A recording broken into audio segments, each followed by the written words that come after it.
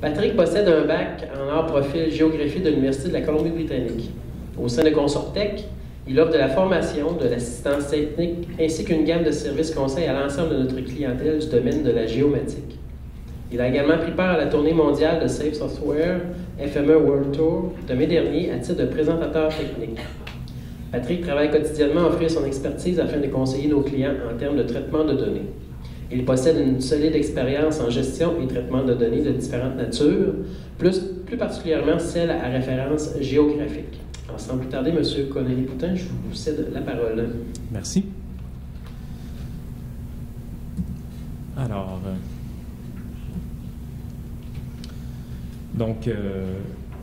comme Monsieur Roy a mentionné, je m'appelle Patrick Connelly-Boutin, je travaille chez Consortec. Juste pour vous donner un aperçu global de ce qu'est Consortec, au cas où vous ne savez pas qu'est-ce qu'on fait. En fait, on travaille on est une entreprise qui date de plus de 25 ans maintenant.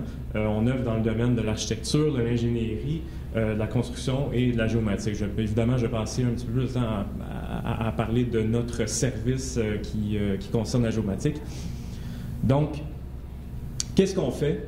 De plus en plus, en fait, les services qu'on offre, historiquement, ce qu'on faisait, c'est beaucoup de la revente de licences, plus particulièrement en ce qui a trait à la géomatique, c'était vraiment le produit FME. Maintenant, ce qu'on fait, en fait, on essaie de se réorienter, en fait, d'aller vers une tournure un petit peu plus service-conseil. Donc, ce qu'on fait, c'est qu'on offre justement notre expertise en ETL, de divers formats justement pour créer justement soit de la donnée ou alimenter des bases de données. Donc c'est ça, que ce soit l'analyse de processus, la création, la gestion d'entrepôts de données, et puis c'est ça, donc la personnalisation, implantation et formation essentiellement. On peut aller chez les clients puis avoir justement des formations qui sont plus personnalisées selon leurs besoins, selon les données qu'ils traitent. Donc, j'ai parlé un petit peu de ça. Donc, notre partenaire ETL, dans la présentation, ça va revenir, le terme ETL, si vous n'êtes pas familier, c'est le Extract, Transform and Load.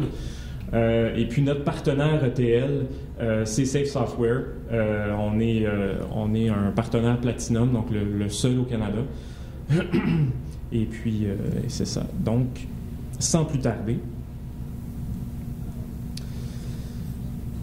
comme M. Roy a mentionné, la présentation suivante porte sur l'évolution des ETL. Moi, en fait, ce que je vais démontrer, c'est en fait l'évolution des ETL, mais aussi dans un cadre de l'évolution générale d'un système d'information géographique.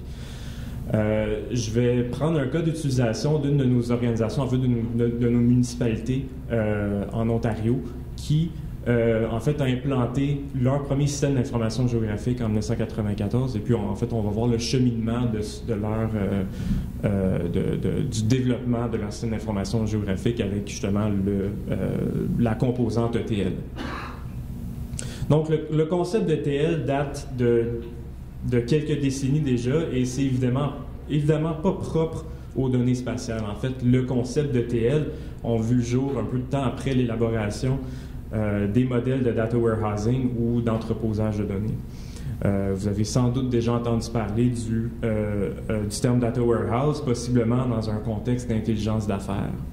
Initialement, la gestion des bases de données opérationnelles reposait principalement sur le stockage de données et moins sur l'accessibilité à grande échelle de celles-ci. Le défi de taille de plusieurs entreprises, notamment IBM dans les années 80, était donc de, développer une architecture qui permettait à ses usagers d'accéder aux données corporatives à des fins d'analyse, et puis deux, développer des outils facilitant la manipulation de celles-ci. Avec ces deux facettes, on peut immédiatement penser au modèle de base de données relationnelle pour l'architecture et puis le langage SQL pour la requête et la manipulation de ces données. Je n'irai pas plus en détail dans l'historique de cette architecture, mais je pense qu'il est important de mentionner les principes fondamentaux d'ETL sont les mêmes pour les données spatiales qu'elles le sont pour les données non spatiales. Il est d'ailleurs fort probable que vous ou votre organisation avez déjà fait face à ce défi, que ce soit avec du spatial ou du non spatial. Safe Software a été le premier a utilisé le terme ETL spatial pour décrire l'extraction, la transformation et le chargement des données géospatiales. Dans ses débuts, l'ETL, dans un contexte d'intelligence d'affaires, ne prenait tout simplement pas les données spatiales en considération. C'est possible qu'on ait sous-évalué la valeur réelle de ces données spatiales, mais c'est d'autant plus possible qu'on n'ait pas pris plus de temps à arriver à une méthode pour faire le pont entre ces deux types de données. Donc, le spatial était vraiment une composante séparée. On sait maintenant qu'environ 80% des données d'entreprises stockées dans un data warehouse ont en effet une composante spatiale. L'objectif principal des outils d'ETL est l'interopérabilité. Essayez de dire ce mot-là 3 fois de suite, c'est pas facile. C'est-à-dire de tirer profit des données spatiales existantes pour effectuer des analyses plus approfondies et d'améliorer la prise de décision. Dans un exemple bien concret, on voit de plus en plus d'organisations se servir de données spatiales et de données non spatiales. Donc, par exemple, des données démographiques, des données, en fait, le profil socio-économique de résidents d'un quartier, la proximité des lieux, l'accessibilité de ces lieux-là, etc., pour déterminer l'emplacement idéal d'un nouveau commerce. Évidemment, cet exemple-là, c'est appliqué en fait au domaine privé, mais en fait, on peut faire ce même type d'analyse-là dans le domaine public. Avec le recul, on pourrait certainement se demander pourquoi le concept d'ETL spatial a vu le jour un certain temps après le concept d'ETL en général.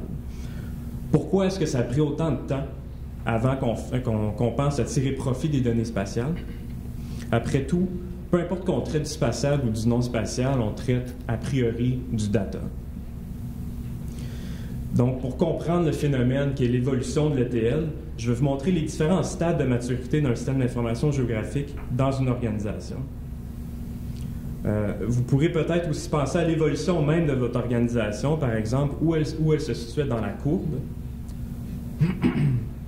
Donc, où elle se situe dans la courbe il y a 5 ans, où vous vous situez actuellement, et puis où vous pouvez vous voir, en fait, où vous pensez être dans les 5 années à venir.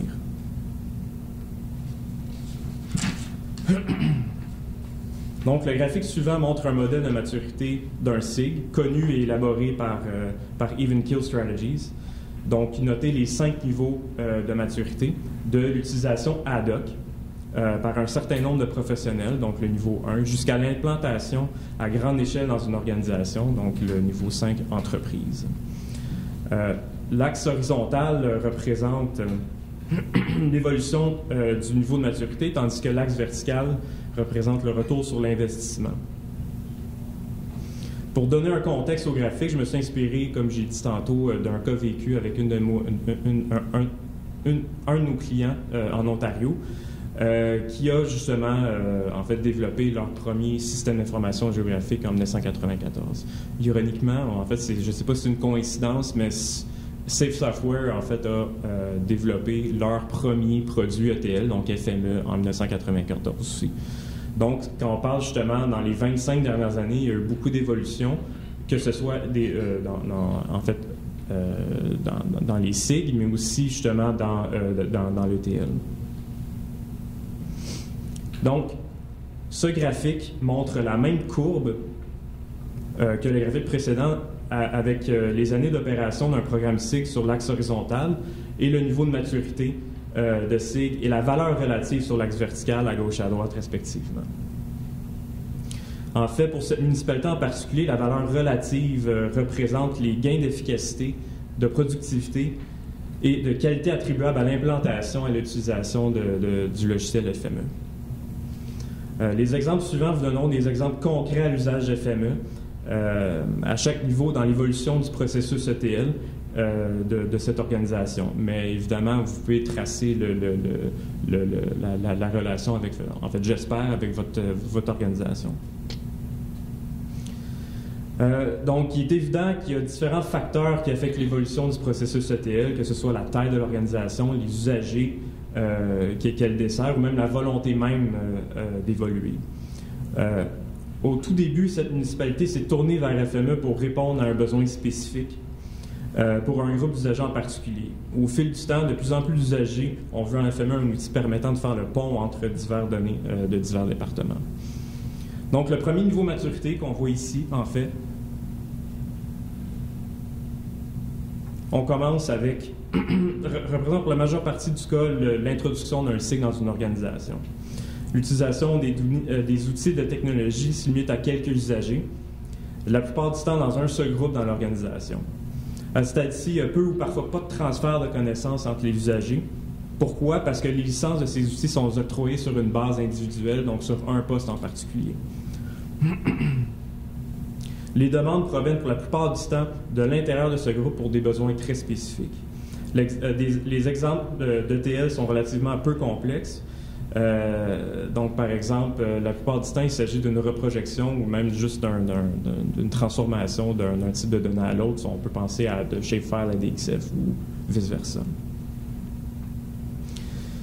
La conversion est rarement plus complexe que ça parce que le besoin n'est tout simplement pas là. Donc ici, on commence avec un fichier de n'importe quel type et puis avec FME, on transforme et puis on convertit. Donc, le graphique suivant montre les différents facteurs qui agissent comme barrières à l'utilisation des données spatiales dans une organisation. On peut diviser ces facteurs en deux composantes, soit la composante ETL et puis la composante humaine. Donc, dans l'optique de l'évolution du ETL, on peut tous penser à différentes situations où chacun de nous avons fait face à un ou plusieurs de ces enjeux. En introduisant un outil ETL comme FME, on peut déjà voir qu'on peut briser quelques-unes de ces barrières, même au premier stade de l'implantation d'un CI. Donc ici, si on voit, c'est un graphique qui a été tiré d'un papier que j'ai trouvé sur Internet de Johanna Mäkelä, qui est en fait de la Finlande. Et puis c'est ça, donc c'est en anglais, donc on peut voir ici, il y a différents enjeux, les enjeux ETL comme justement les systèmes de coordonnées différents, la qualité des données, la protection de ces données-là, et ainsi de suite.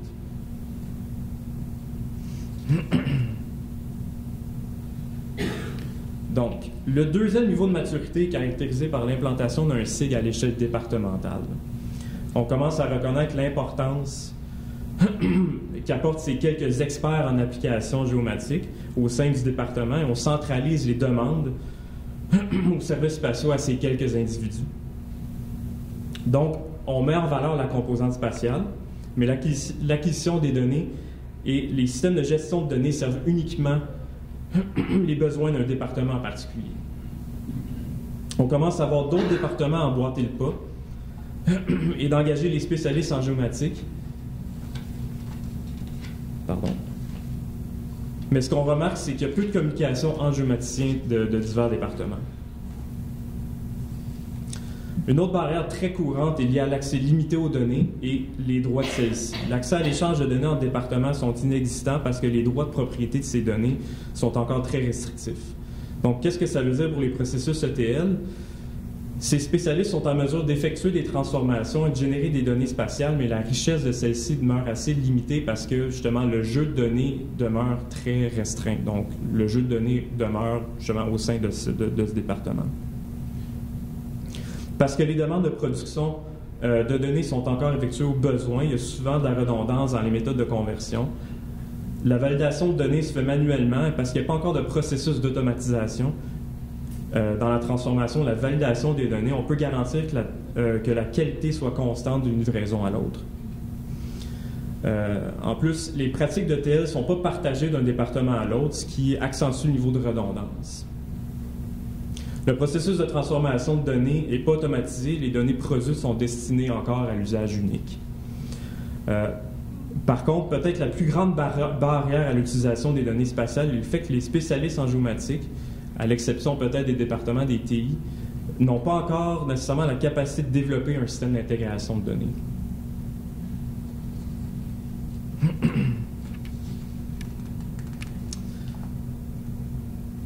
Est-ce qu'on est ici?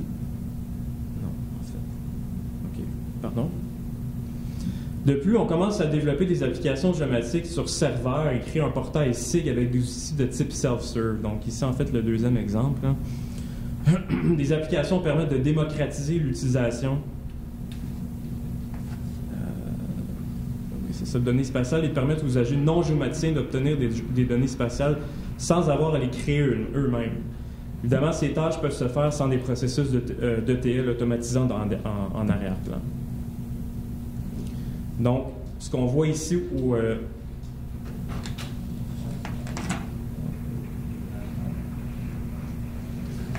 Pardon.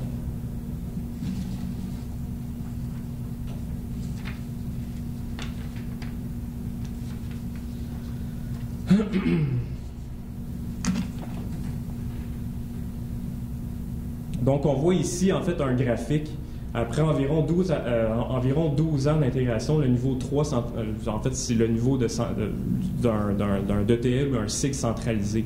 On voit que différents départements commencent à emboîter le pas, justement, à transformer ces données spatiales-là et à traiter, mais justement aussi alimenter une base de données géographique. Donc, le premier, en fait, les premières pratiques de data warehousing commencent à s'effectuer au niveau 3. Je pense qu'ici, la clé, c'est l'automatisation. Dans l'exemple plutôt, on sert de FME pour transformer et convertir des données sources pour alimenter notre base de données. Dans cet exemple, on offre aux usagers à l'interne la possibilité de télécharger des données géospatiales à partir d'un catalogue. Donc ici, on voit justement la première instance de ce qu'on appelle le Clip, Zip and Ship. Donc, on offre aux usagers à l'interne la possibilité de télécharger des données géospatiales à partir d'un catalogue selon certains critères de données ou de l'étendue géographique.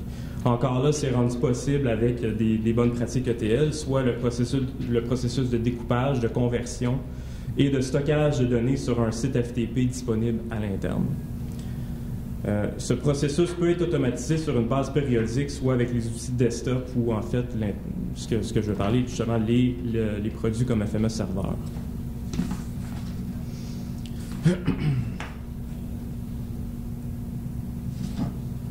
Donc ici, en fait, on voit justement des données qui sont traitées à l'interne avec un outil comme desktop ou serveur pour alimenter une base de données géographique. J'ai parlé d'exemples de pratiques ETL spatiales qui peuvent se produire au sein de départements tels que l'urbanisme, l'ingénierie, les TI, et ainsi de suite. Une autre barrière contraignante au point de vue de l'intégration des données spatiales est que pendant longtemps, il était difficile de donner une composante une composante spatiale à des données qui étaient non spatiales. FME a vraiment aidé à améliorer l'interopérabilité entre divers formats, quel que soit spatial ou non. Donc, en 2010, déjà, avec plus de 250 formats supportés. Donc, en fait, quand je dis 2010, ça fait environ 20 ans en moyenne après l'implantation d'un système d'information géographique. FME commence à donner un énorme potentiel à ses utilisateurs. Pardon.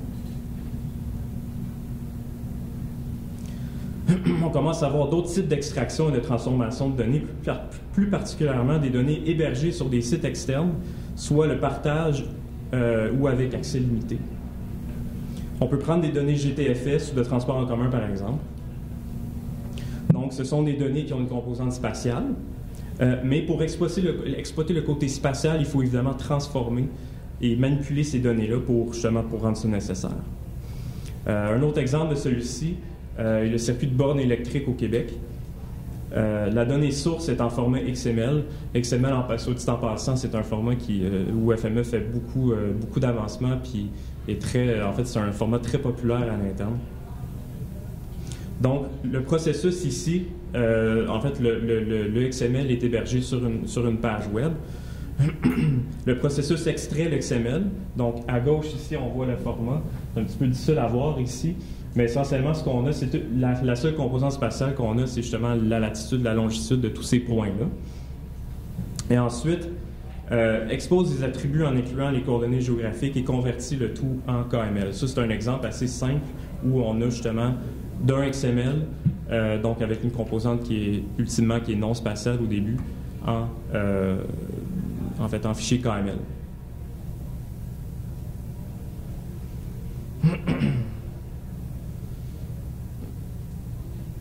Donc, Avec le temps, on voit l'introduction d'une tendance particulièrement populaire qui est le partage de données au grand public, donc le Open Data. La première instance du processus ETL, Clip, Zip and Ship, donc on voit ici, non en fait c'est possible, est maintenant hébergé sur un produit serveur comme FMS Server. Donc essentiellement on peut exécuter des tâches sur une base périodique, donc on peut céduler des tâches pour aller chercher ces données-là pour justement rendre, la grosse composante de FMS Server c'est de rendre ça justement en temps réel, donc de traiter des données en temps réel. Le déclenchement du processus ETL peut se faire de deux manières. Le premier étant le déclenchement manuel ou périodique, où un jeu de données est rendu public selon les mêmes critères qu'à la première instance décrite auparavant. Le deuxième est déclenché par l'utilisateur même dans un produit Clip, Zip and Ship avec une carte de base en arrière-plan. Donc ici, un exemple avec une carte de base.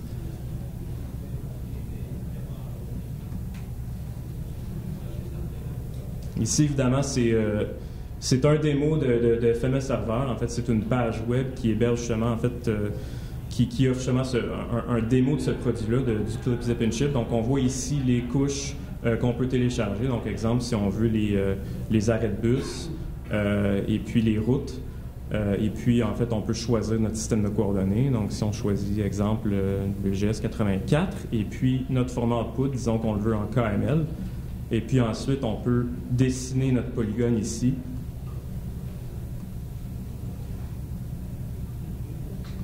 Donc, on génère et puis on fait notre requête.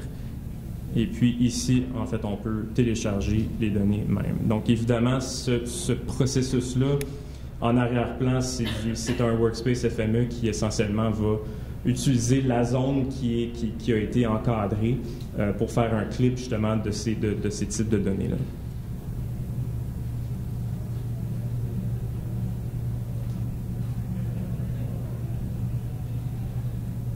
Encore 2 minutes. OK, merci. Ça va être en version accélérée. En fait, le niveau 4 intégré, essentiellement, c'est de plus en plus une composante serveur. Donc, on va aller chercher. En fait, de un, je pense que la première chose qui est importante, en fait, puis une des choses qu'on fait particulièrement bien chez Consortec, c'est justement la validation des données, des plans cadres, pour justement satisfaire aux normes ou aux standards qui sont établis par, que ce soit la municipalité ou une organisation, disons, l'Ordre des ingénieurs du Québec. Évidemment, on peut se servir de FMS Server pour donner plus de flexibilité aux gens qui, justement, en fait, qui sont propriétaires de ces plans cadres-là, et puis qui peuvent justement insérer leur fichier, exemple, leur fichier DXF sur FMS Server, et puis ensuite, en arrière-plan, c'est un workspace, justement, qui va faire la validation de ces données. Ce qu'on voit de plus en plus, c'est essentiellement, du traitement de données de l'extérieur de notre infrastructure. Donc, nous autres, en fait, dans une organisation, on a justement une base de données géographique à l'interne. Et puis, ce qu'on essaie de faire pour des processus d'analyse, c'est d'aller chercher des données à l'externe. Donc, plus on avance dans le niveau 4 puis vers le niveau 5, c'est qu'on voit justement, on traite des données de notre data warehouse. On les joint avec justement des données qui soient hébergées sur des sites web, sur des sites FTP, et ainsi de suite, pour justement en faire soit des rapports, soit justement des produits avec une valeur ajoutée.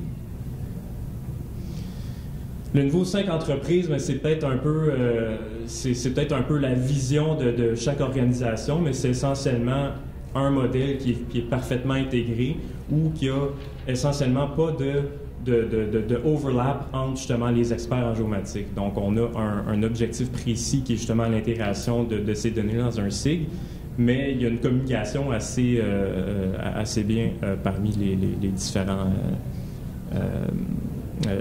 départements.